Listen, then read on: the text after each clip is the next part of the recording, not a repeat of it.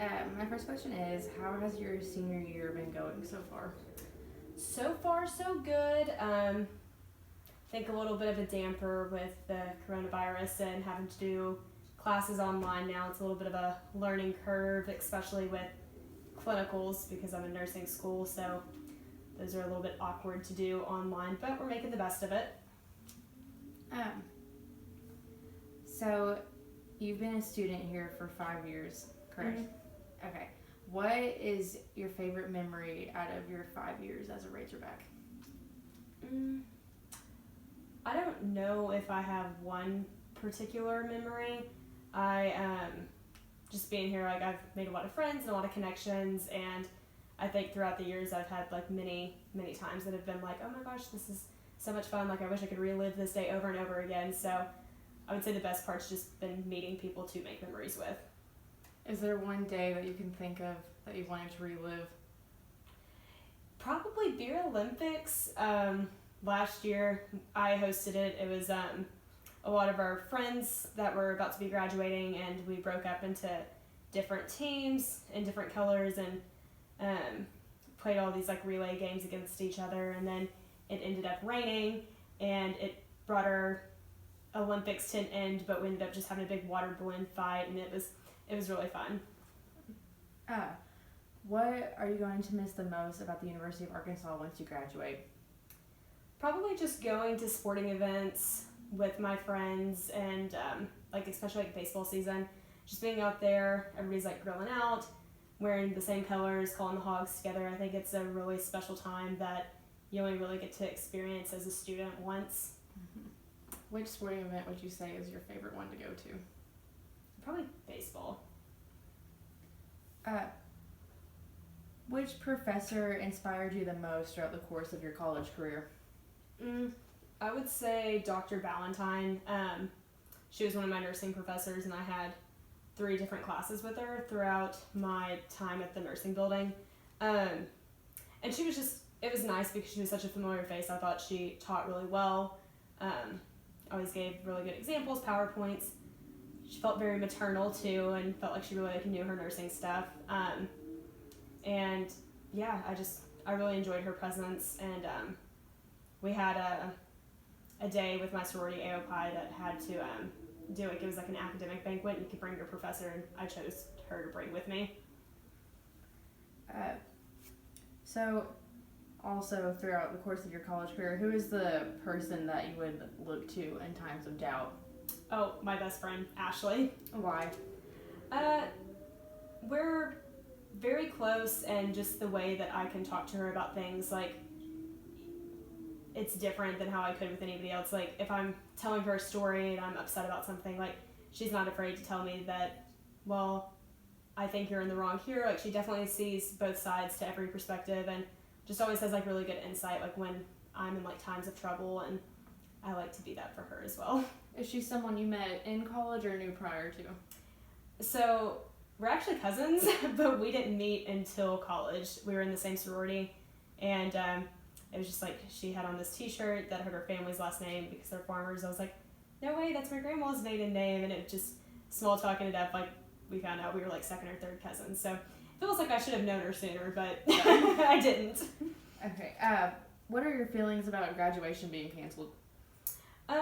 So when we first got the email, like many other students, I was bummed out, like, oh man, that stinks, just because, you know, I had a lot of family coming into town and friends, and I really like wanted to walk at graduation, but that only lasted a few days. Like, now, like, I would be way more worried if we were to have it, and then a lot of people were to get sick. Like, I would feel like really guilty about that. So I think I'm handling it pretty well. Like, if it's between me getting to walk across the stage and a lot of people like staying healthy, I'd rather the alternative.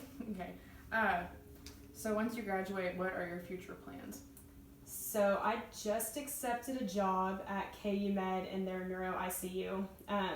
It's their residency program, and it's only for new grad nurses. So they really like take you and a lot more like educational opportunities, and are getting you prepped to be able to take care of patients on your own. Did they give you that unit, or did you request that unit to work in? So originally when I applied for like the critical care tract, which involved all their different ICUs. There's neuro, trauma, cardiovascular, transplant, a big list of them. And the recruiter emailed me back and told me that these certain ones were still available. So I said that I would be interested in either neuro ICU or the emergency department. And then I got the interview with the neuro ICU manager. So now that you've accepted a job, are you at all nervous for life outside of a university institution? Yes, for sure. I actually just wrote a paper about this, but I've become very accustomed to being a college student. I feel like I'm pretty good at it. I've been here 5 years now. And just like freshman, sophomore year, you don't ever like think it's gonna end. And like when you know people that are graduating, you're like, oh my gosh, that's terrible. And now that it's happened to me, it's like, oh my gosh, this is really happening. So yeah, a little bit of fear with it. I think it's gonna be definitely a life curve, learning how to not be a student. But I think there's gonna be some positives about it too, like not always having an assignment due or not having to spend all my Sundays doing homework and just making money. Like, you know, there's some good parts to it too, but yeah, nervous. All right. What is your biggest fear about being a nurse? So throughout nursing school, you hear like these horrible stories about like medication errors, and with me being in the ICU, I'm going to be dealing with medications that floor nurses don't use. A lot of them are to keep your blood pressure either high or low, and they're given on like a titration system. So the nurse kind of can dictate like if they're getting 5 drops per hour or 60 drops per hour, and it's really you have to use your nursing judgment. So I'm most worried about making a med error that either severely affects my patient like the rest of their life or kills them. Have you had any personal experience or been around someone that's made that type of mistake? Not knowingly, but I don't think it's something that if a nurse had made that mistake, she would tell a nursing student. Because when we go through clinicals, we typically get a different nurse like every day that we're there. And I just know personally, like if I had done something like that, I probably wouldn't be comfortable just like telling anybody about it. I've definitely been with nurses that like, I don't know, like maybe, I'm trying to think of an example, but didn't do things the right way. Like they're not always doing things by the book. Like maybe they're like morphine, for example, you're supposed to push over like 2 minutes. And I've been with nurses that have like slammed it into a patient, and that's not good, but it's not usually going to be something that like severely affects the patient long term. They're probably just going to get a bit high and have the side effects to it, not so much for like the pain relief. So I've seen like that kind of stuff, but no, I don't personally know anybody that's like blinded a patient or. Why do you think you'd be uncomfortable telling if you made a mistake? Well, I guess in the beginning stages, you still have like the guilt that you're carrying about it. So I think talking to anybody about it would be like a big step. I guess eventually I probably would get to the point where I would talk to people that like I was very close to about, but nursing students, like you have so many of them throughout the course of a semester. You could, as a nurse, you could have 10 to 20 in a semester, and they're just complete strangers. I just don't know if I would be wanting to share something that affected me so much, because no matter how much it affects the patient, and it will, like it's definitely changing their life, but like you're still a nurse, like that's still like your career, and like you have to like live with that like every day. So I feel like it'd be like really hard to just open up and just talk to any and everybody about it. What excites you the most about becoming a nurse or being a nurse? I would say just being able to like care for people and get them back to health, being their patient advocate. It's really a unique experience being in the ICU, because a lot of the patients that are there they're really sick. I mean, and not all of them are gonna make it, but it's such a great feeling like when you take them and they are so ill, and you are able to nurture and carry them back to a place to where they're stable and can eventually go on to like live a normal life. I think it's really rewarding to know that you and your team had a part in that. Why did you decide to do nursing? My grandma, and I'm like really close with her, she was a nurse way back in the day, like early days of open heart surgery. And growing up, she always told me stories about it. I think that like initially kind of got me interested in it. And then in high school, when it's, you know, college is approaching and you have time to like decide like what you like to do, there was a program called A Day in the Life of a Nurse. And people that were interested in possibly like going to that profession like signed up for it, and they chose a few students from each school district to attend. And you had to like write a letter, and it was like based off your GPA. It was kind of competitive, but I was one that got picked, so I got to go and see how like a hospital like was ran on like the nurses like aspect of it.